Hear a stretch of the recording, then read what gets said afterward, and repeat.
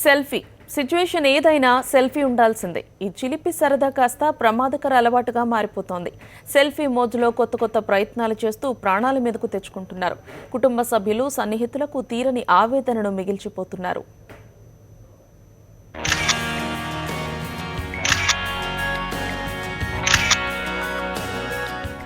ఇంట్లో small function అయితే ఓ small selfie.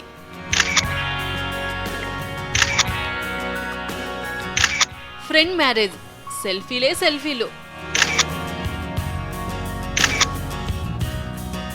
కొత్త బట్టలు కొనుక్కున్నా, కొత్త రుచులు చూసినా, కొత్త ప్రదేశాలకు వెళ్ళినా సెల్ఫీ తీయాల్సిందే, పోస్ట్ చేయాల్సిందే. అసలు ఒక్క మాటలో చెప్పాలంటే ఏ చిన్న పని చేసినా సెల్ఫీ తీసుకొని నెట్లో పోస్ట్ చేయడం అలవాటుగా మారిపోయింది. ఇక్కడితో ఆగిపోతే బాగానే ఉండేది, కానీ డేరింగ్ సెల్ఫీలు తీసుకోవాలనే ఆలోచన ప్రాణాల మీదకు తెస్తోంది.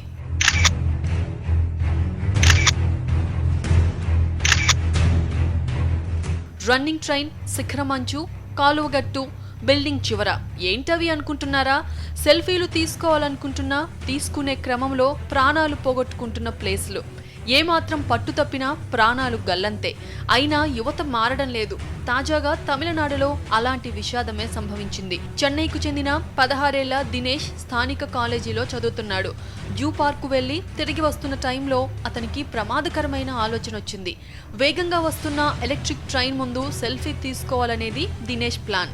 లోకల్ రైల్వే స్టేషన్లో ప్లాన్ అమలు చేసే యత్నం చేశాడు. ఆ యత్నంలో ప్రమాదానికి గురై చనిపోయాడు.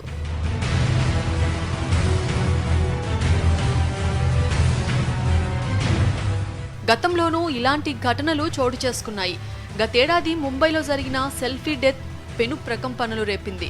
సముద్రంలో సెల్ఫీ తీసుకోబోయి ఓ యువతి నీళ్లలో పడిపోయింది. ఆమెను రక్షించడానికి ఓ యువకుడు నీళ్లలో దూకాడు. అయితే ఈ ప్రయత్నం ఫలించలేదు.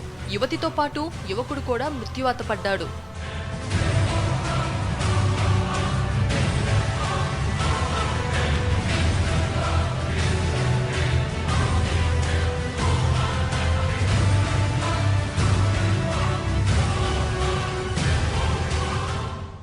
సముద్రంలో సెల్ఫీ డెత్ ముంబైకి బెదురు పుట్టించింది.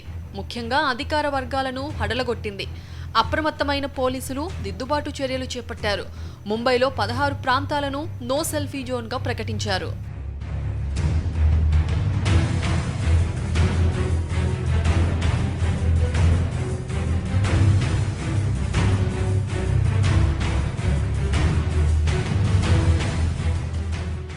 మధ్యప్రదేశ్లో చోటు చేసుకున్న సెల్ఫీ డెత్ అయితే ఓవైపు కన్నీళ్లు పెట్టిస్తూనే మరోవైపు వెన్నులో వణుకు పుట్టించింది.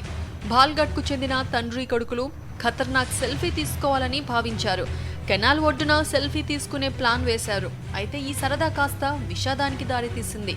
సెల్ఫీ తీసుకునే క్రమంలో తండ్రి కొడుకులు కాల్వలో పడిపోయారు.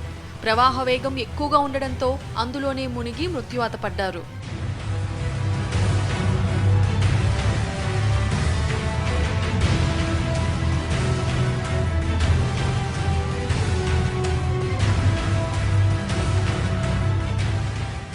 సెల్ఫీ డెత్లు ఇండియాలోనే ఎక్కువగా జరుగుతున్నాయనేది ఓ అంచనా.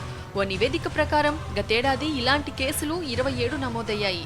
అంటే ప్రమాదకర సెల్ఫీ తీసుకోబోయే 27 మంది మృత్యువాత పడ్డారన్నమాట.